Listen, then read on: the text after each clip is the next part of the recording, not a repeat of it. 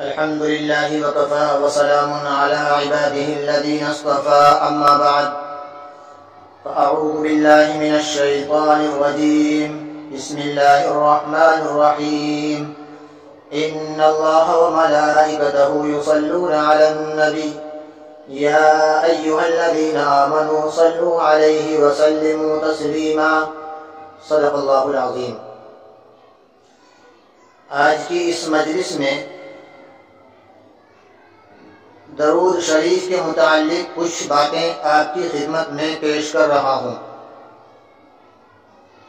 درود شریف ہر مسلمان پر لازم ہے۔ قرآن کریم کی آیت کریمہ پڑھی، اللہ رب العزت ارشاد فرماتے ہیں، بے شک اللہ تبارک و تعالی اور اس کے فرشتے نبی پاک صلی اللہ علیہ وسلم پر درود و رحمت بھیجتے ہیں۔ ایمان والو، تم بھی آپ صلی اللہ علیہ وسلم پر درود شریف بھیجو اور خوب سلام بھیجا کرو۔ محسن اعظم صلی اللہ علیہ وسلم کا تحفہ درود شریف ہے۔ حضرت صلی اللہ علیہ وسلم ہم تمام مسلمانوں کے لیے محسن اعظم ہیں۔ آپ صلی اللہ علیہ وسلم کا بے پناہ احسان ہمارے اوپر دنیا میں بھی ہے اور آخرت میں بھی ہے اور برزخ میں بھی ہے۔ آپ جیسا عظیم ترین محسن کسی بھی مومن کے لیے آپ سے بڑھ کر کوئی نہیں ہو سکتا ہے۔ دنیا کا دستور ہے، جب کوئی آدمی کسی کے پاس جاتا ہے تو وہ اپنے دوست کے لیے کوئی تحفہ اور پسندیدہ چیز لے کر جاتا ہے۔ جی ہاں، میرے آقا محمد الرسول اللہ صلی اللہ علیہ وسلم کا تحفہ درود شریف ہے، کیونکہ اگر آدمی اپنے محبوب کے پاس خالی ہاتھ جائے گا تو اپنے حق میں نہایت ندامت اور شرمندگی محسوس کرے گا، بلکہ اگر خود نہیں جا رہا ہے، کوئی دوسرا جا رہا ہے تو جانے والے کے ہاتھ بھی تحفہ بھیجا جاتا ہے۔ جب بات ایسی ہی ہے تو میں نے بتلایا کہ ہمارے سامنے ہمارے محسن اعظم آقا مدنی سرور کائنات صلی اللہ علیہ وسلم کا ذکر آئے گا تو کیا ہم پر اپنے محسن اعظم کے لیے تحفہ بھیجنا لازم نہ ہوگا؟ ضرور لازم ہوگا۔ اور ہمارے محسن اعظم کا تحفہ کیا ہے؟ آپ خود ہی بتلا دیا، آپ صلی اللہ علیہ وسلم نے خود ہی بتلا دیا ہے کہ میرے لیے یہی تحفہ ہے کہ میرے اوپر درود شریف کثرت سے بھیجا جائے اور درود شریف کثرت کے ساتھ پڑھا جائے۔ ایک بار آپ بھی پڑھیں، اللہم صلی علی محمد وعلی آل محمد کما صلیت علی ابراہیم وعلی آل ابراہیم انک حمید مجید۔ درود شریف نہ بھیجنے والے کے لیے بد نصیبی ہے۔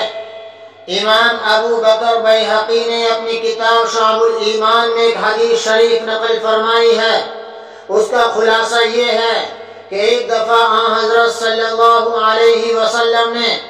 صحابہ کرام رضوان اللہ تعالی علیہم اجمعین سے فرمایا کہ سب ممبر کے قریب ہو جاؤ۔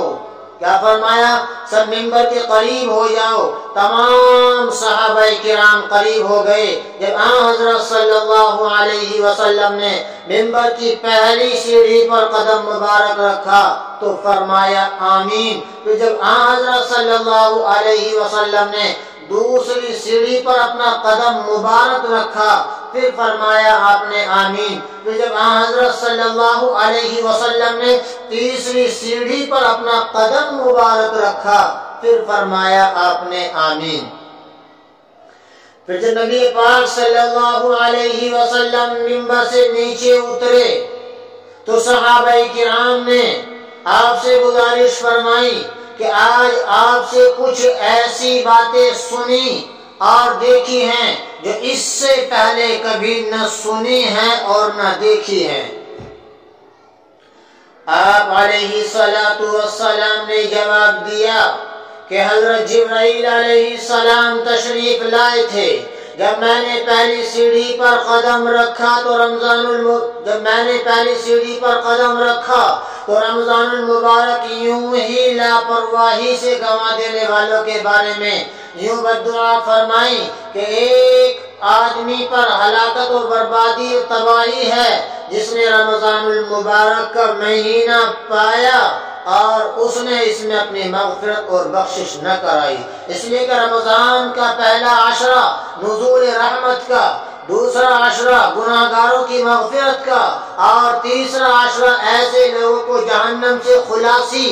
آزادی اور چھٹکارے اور نجات کا ہے جن کے بڑے بڑے گناہوں کی وجہ سے ان کا نام جہنمیوں کی فہرست میں آ چکا ہے۔ جب ایسا مبارک مہینہ ہے جس میں جہنمیوں کو جہنم سے رہا کر دیا جاتا ہے، اس کو لاپرواہی میں گزار دیا ہے اور اس کی مغفرت نہیں ہو سکی، اس سے بدتر کون ہو سکتا ہے؟ اس لیے حضرت جبرائیل علیہ السلام نے بددعا فرمائی اور جناب رسول اللہ صلی اللہ علیہ وسلم نے اس پر آمین کہی ہے۔ آپ نے فرمایا جب میں نے دوسری سیڑھی پر قدم رکھا تو ایسے لوگوں پر بددعا فرمائی جن کے سامنے میرا ذکر ہو اور انہوں نے میرے اوپر درود پاک کا تحفہ پیش نہ کیا ہو، اس لیے محسن اعظم کے لیے تحفہ پیش کرنا باوفا مسلمان پر لازم ہے، جس کا مفصل تذکرہ احسان کی بحث کے تحت گزر چکا ہے اور انشاءاللہ موقع ملا اس کو پھر بیان کیا جائے گا۔ جس نے درود شریف کا تحفہ پیش نہیں کیا وہ بہت بڑا بے وفا ہے، اس لیے اس پر بددعا کی گئی ہے، اور میرے آقا محمد رسول اللہ صلی اللہ علیہ وسلم نے اس پر آمین کہی ہے۔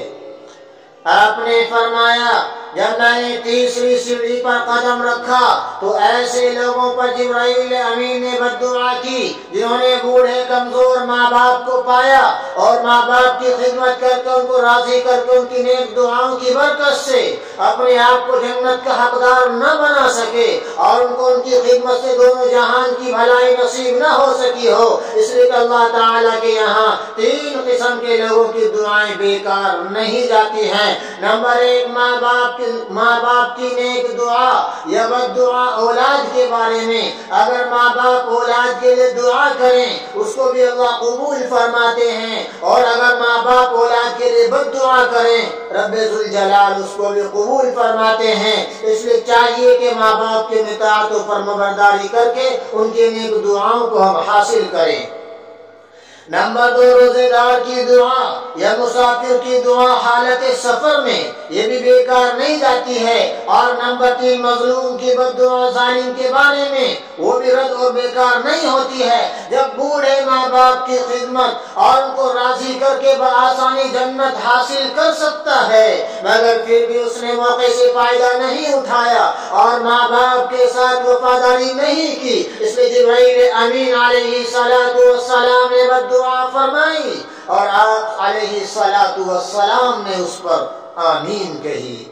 اور ماں باپ کے حقوق سے متعلق کچھ باتیں بلا و مصیبت کی 15 علامات کے ذیل میں انشاءاللہ موقع ملے گا وہ بھی بیان کی جائیں گی۔ یہاں اس حدیث شریف کے ذکر کرنے کا مقصد یہ ہے کہ درود شریف کی اہمیت آپ کی سمجھ میں آ جائے کہ درود شریف کیا چیز ہے اور اس سے کیا نفع ہوتا ہے۔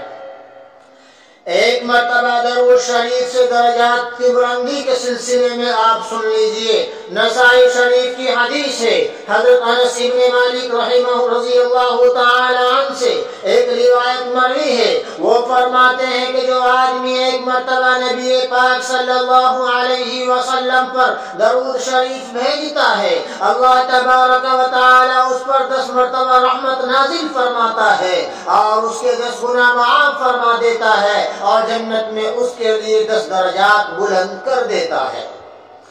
حضرت شیخ الحدیث مولانا زکریا صاحب قدس اللہ سرہ العزیز نے فضائل درود شریف میں نقل فرمایا ہے کہ اللہ تبارک و تعالی کی طرف سے اولا 10 کا وعدہ کیا گیا ہے اور بعد میں 70 کا وعدہ ہے۔ نسائی کی روایت میں الفاظ سے مروی ہے، حضرت انس رضی اللہ تعالی عنہ فرماتے ہیں کہ نبی پاک صلی اللہ علیہ وسلم کا ارشاد ہے کہ جو آدمی میرے اوپر ایک دفعہ درود بھیجے گا اللہ تبارک و تعالی اس پر 10 بار رحمت نازل فرمائے گا اور اس کے 10 خطائیں معاف فرمائے گا اور اس کے 10 درجات کو بلند کر دے گا۔ آپ علیہ الصلوۃ والسلام کی قبر شریف پر درود پہنچانے کے لیے فرشتہ مقرر ہے۔ امام زکی الدین منذری رحمہ اللہ نے اپنی کتاب الترغیب والترہیب میں حضرت عمار بن یاسر رضی اللہ تعالی عنہ کے حوالے سے ایک حدیث نقل فرمائی ہے کہ اللہ تبارک و تعالی نے نبی پاک صلی اللہ علیہ وسلم کی قبر اطہر پر ایک فرشتہ صرف اس کام کے لیے مقرر فرما دیا ہے کہ جب مسلمان آقا مدنی سرور کائنات صلی اللہ علیہ وسلم پر درود پاک بھیجے گا اس کو آپ علیہ الصلوۃ والسلام کی قبر تک پہنچا دے، اور اس فرشتے کو اللہ تعالی نے ساری مخلوق کی باتیں سننے کی قدرت عطا فرما رکھی ہے۔ اور آپ فرماتے ہیں کہ جب دنیا سے گزر جاؤں گا تو جب بھی کوئی شخص مجھ پر دور سے اور غائب سے درود شریف بھیجے گا یہ فرشتہ اس آدمی کا نام اور اس کے باپ کا دادا کا نام لے کر بتلائے گا کہ فلاں فلاں کے بیٹے نے نبی پاک صلی اللہ علیہ وسلم پر فلاں وقت میں درود شریف کا تحفہ پیش کیا ہے۔ اور فرماتے ہیں کہ قیامت تک جب بھی کوئی آدمی درود شریف پڑھے گا یہی فرشتہ اس کو پہنچایا کرے گا، پھر اللہ تعالیٰ اس شخص پر ایک مرتبہ کے عوض میں 10 بار رحمت نازل فرمائے گا۔ یہ درود شریف پڑھنے کا نفع ہے، یہ درود شریف پڑھنے کا فائدہ ہے۔ قبر اطہر کے پاس کا درود و سلام آپ علیہ الصلوۃ والسلام خود سنتے ہیں۔ جی ہاں میرے دوستو، امام ابو بکر بیہقی رحمہ اللہ نے اپنے کتاب شعب الایمان میں حضرت ابو ہریرہ رضی اللہ تعالی عنہ سے ایک حدیث شریف نقل فرمائی ہے۔ آپ کا ارشاد گرامی ہے کہ جو شخص میری قبر کے پاس آ کر درود و سلام پیش کرتا ہے اس کو میں خود سنتا ہوں، اور جو آدمی دور سے مجھ پر درود و سلام بھیجتا ہے وہ مجھ تک پہنچا دیا جاتا ہے۔ درود شریف سے صدقہ و خیرات کا ثواب ترمذی شریف کی ایک حدیث میں ہے،